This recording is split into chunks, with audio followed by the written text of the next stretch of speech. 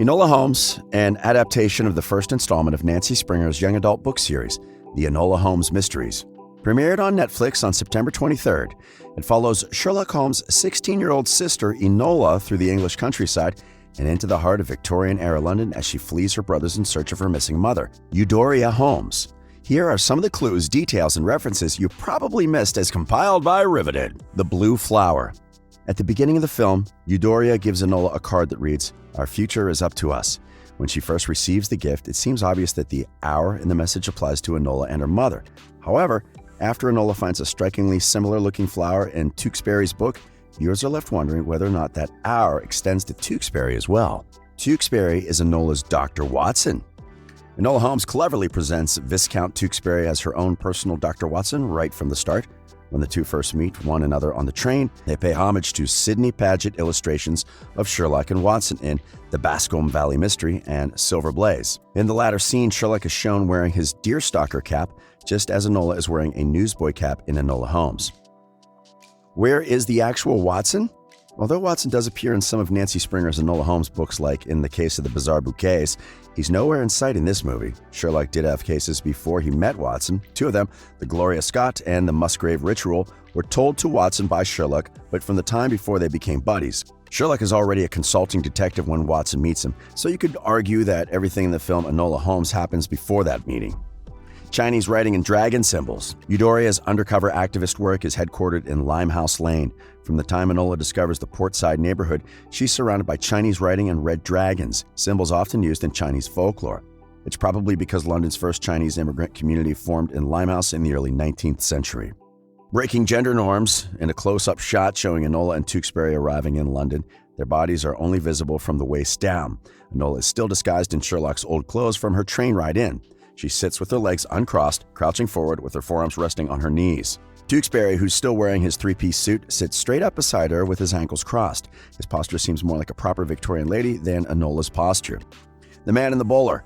Sherlock reads the Pall Mall Gazette article about the two boys, which viewers know to actually be Enola and Tewkesbury, who jumped from a train headed toward London.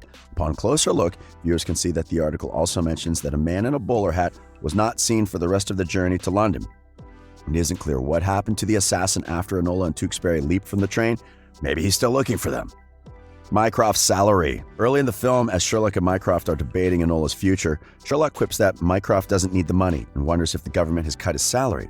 In the Bruce Partington plans, Holmes says that Mycroft has a modest salary of £450 a year, remains a subordinate, has no ambitions of any kind, but remains the most indispensable man in the country. Most fans and scholars have taken this to mean that Mycroft actually worked for some kind of secret service and that his salary and true responsibilities were much bigger than they seemed.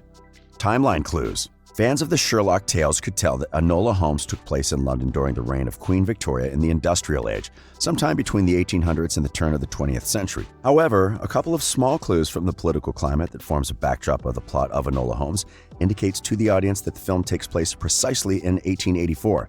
Enola's mother, Eudoria, takes off for London to help persuade Parliament's House of Lords to pass a sweeping progressive law that will expand the voting franchise. The Marquess, meanwhile, inherited a seat in the House of Lords from his deceased father, and parties opposed to that new law aim to make sure he doesn't vote in favor of it. Enola Holmes speaks of the Representation of the People Act of 1884, also called the 1884 Reform Act, which expanded voting rights throughout the United Kingdom. The game is afoot. After Enola completes the first phase of her escape plan, she breaks the fourth wall and declares, "The game is afoot." Though many of Arthur Conan Doyle's fans associate the phrase with Sherlock, it actually first appeared in William Shakespeare's Henry IV, Part 1. Sherlock Holmes is actually a Superman. Henry Cavill, known for playing his role as superhero Superman, takes on a supporting role as the supportive Sherlock. But when his character is announced and introduced early in the film, it's done so via a splashy montage explaining the man's many accomplishments and celebrity status. The montage is reminiscent of the announcer's breathless description of Superman from the 1950s TV series, Adventures of Superman. While Superman is faster than a speeding bullet and able to leap tall buildings in a single bound, Sherlock is described as a famous detective, scholar, chemist, virtuoso violinist, expert marksman, swordsman, single stick fighter, pugilist, and brilliant deductive thinker. Quite the Superman of his time. The widow costume. Enola noted that when looking to travel incognito, it's safest to travel as a widow because people are always anxious to avoid conversations about death. Well, the outfit didn't save her from getting kicked out of the estate, but viewers later realized that she ended up being right about the disguise as no one suspects the dowager of being behind her son's murder. Enola's fighting skills. One of the overarching themes of the movie centers on Enola's skills as a fighter. This might seem like a sideways reference to the Guy Ritchie films in which Robert Downey Jr.'s Sherlock Holmes is beating people up all the time, but Enola's form of mixed martial arts is more likely a reference to the martial art Bartitsu, which Sherlock claimed he was proficient at in the short story The Empty House. The sheep was a metaphor. After Enola narrowly escapes from the assassin at Limehouse Lane, she tells the story of the time she tried to save a sheep from falling off a cliff, nearly dying in the process. She then says, "The truth is, I did not ask for the Viscount Tewkesbury Marquess of Bayswater in my life. So why do I feel responsibility for the Viscount Tewkesbury Marquess of Bayswater? Because there are those that want to hurt him, and he has not the strength to stop them. And I do have that strength." Tewkesbury actually appears in a cart of sheep, matching their wool in a similarly colored suit on his journey into London. A clue of her mother's whereabouts. Enola tracks down Edith, Eudoria's friend and fellow activist, to learn about her mother's whereabouts. However, Edith tells Enola that she cannot say what Eudoria is doing in London or why she's hiding. The answer lies on the tablet next to Enola, though she doesn't see the flowers with the words "Woman's Suffrage" emblazoned across them. Eve in the Garden of Eden. After Eve, the first woman on earth, ate the forbidden fruit from the tree of knowledge, God cursed her and Adam. They were expelled from the Garden of Eden and forced to live a life filled with pain and hard work. We see a very similar scene in the flashbacks where Eudoria is spotted picking an apple in a garden. Eudoria is labeled as dangerous and wild by those around her, so it makes sense that imagery of Eve appears in the film. A nod to the OG. One of the most famous and prolific on-screen portrayals of Sherlock Holmes is actor Basil Rathbone, who played the detective in 15 movies in the 1930s and 40s. The people behind Enola Holmes threw out a nod to the star, using his first name as part of a character's family name. Enola Holmes helps out the distressed Marquess of Bayswater. Rathbone also starred in an adaptation of one of the best-known Sherlock tales, The Hound of the Baskervilles. And Enola Holmes gave a shout-out to the mysterious dog, Dash, the toy the title character played with as a child. Sherlock and his pipe. A Sidney Paget portrait of Sherlock Holmes appears in the movie, a famous image in which Sherlock is seated, puffing his pipe.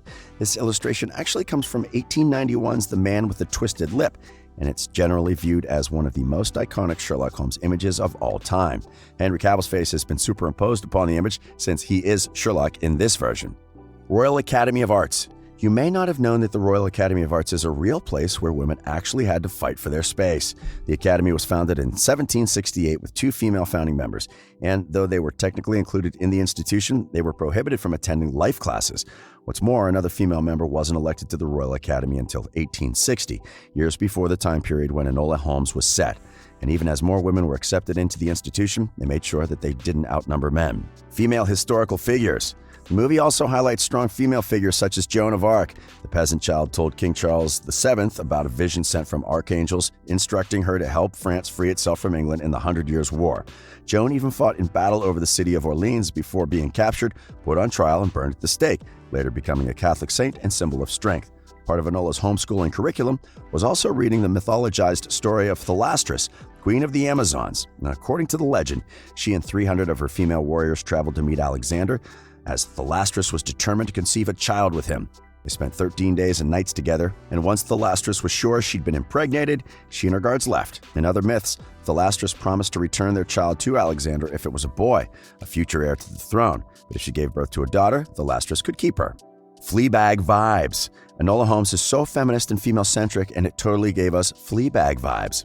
Phoebe Waller-Bridge's Emmy-winning, era-defining hit about the messy life of a young English woman dealing with grief, self-loathing, and family issues. The main character in Fleabag constantly breaks the fourth wall and talks to the camera to deliver exposition, reflect on plot developments, and make fun of others. Enola Holmes does all those things, keeping the audience well-informed of her thoughts throughout the film. Well, it's not all that shocking considering Enola Holmes was directed by Harry Bradbeer, who also directed 11 episodes of Fleabag. While still on those vibes, did you get some Harry Potter vibes? Enola says that her name is, fatefully, the word alone spelled backward. Later, when her mother disappears and uses ciphers as clues to her whereabouts, Enola uses Scrabble-like letter tiles to unscramble the letters and clarify the message. An anagram is also the method by which Harry Potter, author J.K. Rowling, reveals the origin of the series' villain, Voldemort. Harry Potter and the Chamber of Secrets explains that the letters in I Am Lord Voldemort are the same ones rearranged that appear in Tom Marvolo Riddle, a former Hogwarts student who took a dark and evil path. He grows up to lead a dark army of wizards, among them Bellatrix Lestrange. Again, not a really big surprise considering Enola Holmes was written by Jack Thorne, co-author of the hit play Harry Potter and the Cursed Child. The Solitary Cyclist. Enola is introduced cycling across the hills, desperately rushing to meet her brothers at the station. The scene is reminiscent of The Adventure of the Solitary Cyclist, a short story originally published in 1903. Although Sherlock Holmes typically shows disdain towards women, Miss Violet Smith, the titular solitary cyclist, is one of the few he seems impressed with, in large part because of her natural intelligence. Enola Holmes' plot is a loose inversion of The Adventures of the Solitary Cyclist, in which Violet Smith was followed by a man she believed to be an enemy, but who was actually trying to protect her. In contrast, Enola Holmes is deceived by the Viscount's grandmother, who initially pretends to have her grandson's best interests at heart, but is really the one attempting to kill him. So let's see, did we miss anything else? Let us know in the comments section. This has been Riveted, and we publish amazing videos daily.